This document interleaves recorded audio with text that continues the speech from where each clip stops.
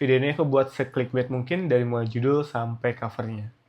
Tujuannya aku pengen tahu kira-kira apa sih yang ada di benak kalian ketika lihat judul dan cover YouTube seperti ini. Jadi coba tulis di kolom komentar apa yang ada di benak kalian sampai akhirnya kalian klik video ini. Jadi sebenarnya yang pengen aku bahas itu adalah buku dari George Orwell yang berjudul Animal Farm. Sebuah buku yang sering banget dibahas di kalangan para sastrawan, di kalangan komunitas pembaca buku, dan di kalangan orang-orang yang suka revolusi. Jadi kalau memang kamu penasaran dengan isi cerita utuhnya, udah banyak yang bahas di YouTube, tapi aku juga sebetulnya merekomendasikan sih untuk kamu kalau memang pengen banget baca bukunya langsung. Kalau aku mungkin di video kali ini pengen bahas singkat aja. Jadi Animal Farm ini bahas tentang sebuah kudeta yang dilakukan oleh para hewan terhadap pemilik peternakan.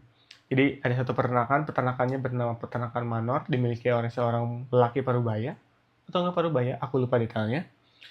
Pokoknya terjadi sebuah kudeta, terjadi sebuah revolusi yang akhirnya peternakan ini dikuasai oleh para hewan. Kudeta ini sebetulnya diawali oleh mimpi dari seorang babi bernama Mayor. Jadi babi Mayor ini tuh semacam binatang yang disegani oleh seluruh binatang. Jadi dia memimpikan sebuah atau suatu hari di mana peternakan ya ini yang udah dikudeta ini dikuasai oleh para hewan dan benar-benar terjadi. Dan singkat cerita setelah kudeta terjadi, setelah euforia terjadi, ada dualisme kepemimpinan.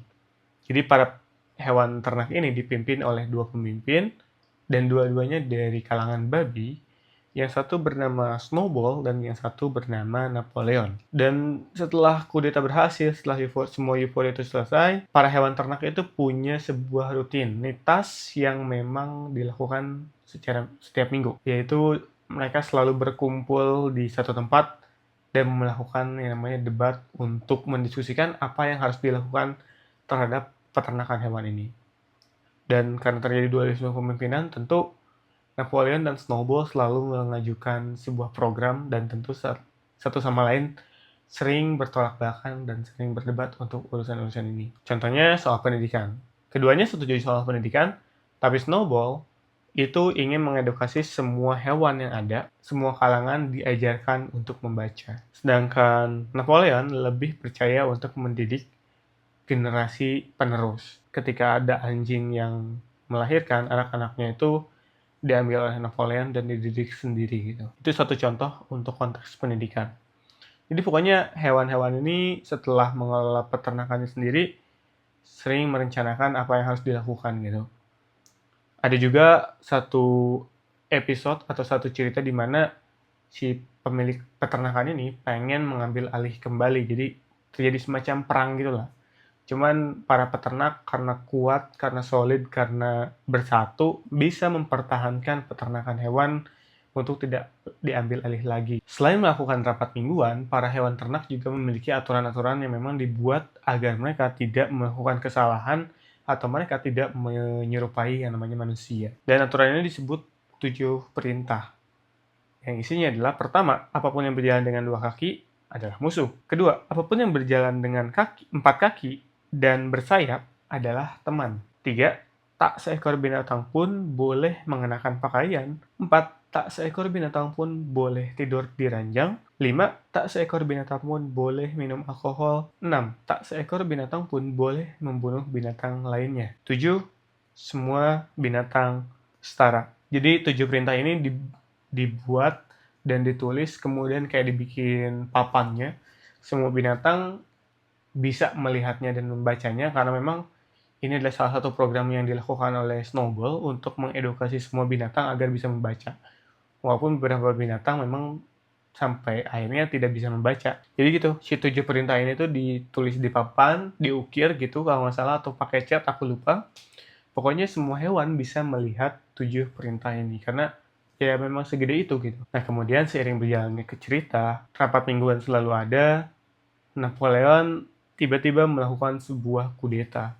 Jadi anak-anak anjing yang dia latih sendirian dari kecil itu tuh udah gede dan tiba-tiba datang ke rapat itu, kemudian ngejar-ngejar Snowball dan Snowball lari ketakutan karena diburu sama para anjing. Kemudian pas kudeta itu terjadi, Napoleon mendeklarasikan kepemimpinan. Dan kepemimpinan ala Napoleon menurut aku itu kental sama dua hal. Yang pertama adalah kekerasan dan yang kedua adalah propaganda. Yang propagandanya ini benar-benar mulus. Kalau misalkan nanti kamu memutuskan untuk baca, kamu bisa melihat betapa mulusnya propaganda yang dilakukan oleh Napoleon. Dan dia itu kayak punya orang kepercayaan gitu, yang jago storytelling dan bisa meyakinkan semua hewan bahwa setiap keputusannya itu adalah untuk para hewan. Contohnya adalah ketika musim panen datang. Jadi kan semua tanaman dipanen oleh para hewan. Termasuk sapi juga susunya diperah. Kemudian ditinggalkan, hewan-hewan kembali bekerja, pas balik lagi, susunya itu hilang. Dan ternyata susunya diambil oleh para babi. Kemudian alibinya adalah pekerjaan yang dilakukan para babi adalah pekerjaan strategis yang sangat perlu dan penting untuk keberlangsungan peternakan hewan ini. Jadi mereka butuh semacam supply dan selain itu juga aku lupa dikatakan bahwa sebetulnya mereka nggak pengen susu tapi mau gimana lagi. Ini tuh perlu untuk mempertahankan peternakan ini. Itu adalah contoh yang pertama. Lalu kemudian seiring waktu berjalan, propaganda-propaganda ini tuh semakin masif. Semakin mulus dan ya selalu ada aja akal bulus dari bawahan Napoleon itu untuk meyakinkan seluruh hewan bahwa ya keputusan Napoleon itu benar dan untuk kepentingan seluruh hewan. Selalu menggunakan diksi-diksi yang agak sulit dimengerti oleh kebanyakan hewan. Kayak misalkan pemotongan jumlah makanan, diksinya diganti menjadi penyesuaian jumlah makanan. Bahkan seiring berjalannya cerita, 7 perintah yang dibuat agar para hewan ini tidak menyerupai manusia pun diakali oleh rezim dari Napoleon ini. Kayak misalkan aturan nomor 4 yang bilang bahwa tak seekor binatang pun boleh tidur di ranjang plus spray. Jadi aturannya diakali. Jadi kayak karena tidak semua hewan bisa membaca, aturannya itu ditulis gitu ditambahin. Seingat beberapa hewan, aturannya itu semua binatang nggak boleh tidur di ranjang. Tapi pas dibaca lagi, oh ternyata boleh kok di ranjang asal nggak pakai spray. Jadi aturannya ditambahin gitu. Itu yang aturan nomor 4. Aturan nomor 5 pun ditambah. Tak seekor binatang pun boleh minum alkohol. Ditambah tuh. Nggak boleh tuh kalau berlebihan. Padahal beberapa hewan ingatnya nggak boleh sama sekali. Tapi pas baca lagi, loh kok tiba-tiba ada kata berlebihannya di situ. Dan yang terakhir ini nomor 6. Tak seekor binatang pun boleh membunuh binatang lainnya tanpa alasan. Jadi kalau ada alasan yang jelas, itu boleh. Padahal ingatan para hewan, beberapa hewan itu ya ingatnya nggak boleh membunuh sama sekali. Tiba-tiba di papannya itu ada tulisan tanpa alasan. Bahkan di akhir cerita, 7 perintah tadi itu berubah total dan yang tersisa hanya satu aturan. Yaitu semua binatang setara, tetapi beberapa binatang lebih setara daripada yang lainnya. Jadi benar-benar semasif itu propaganda yang dilakukan oleh Napoleon dan semulus itu. Jadi 7 propaganda atau 7 aturan ini juga tidak diubah secara langsung, tapi bertahap menyesuaikan dengan konteks yang diperlukan. Ketika ada satu pembelot yang perlu dibunuh, aturan nomor 6 yang diubah. Jadi selalu semulus itu propaganda yang dilakukan oleh Napoleon. Oke, singkat ceritanya ini adalah tentang kudeta yang dilakukan oleh hewan, kemudian buat aturan agar tidak seperti manusia, tapi di akhir cerita malah para babi tidak bisa dibedakan dengan manusia. Cuman yang pengen aku highlight dari buku Animal Farm ini adalah tentang betapa relate-nya tulisan George Orwell ini menurut aku pribadi dengan kondisi yang ada saat ini.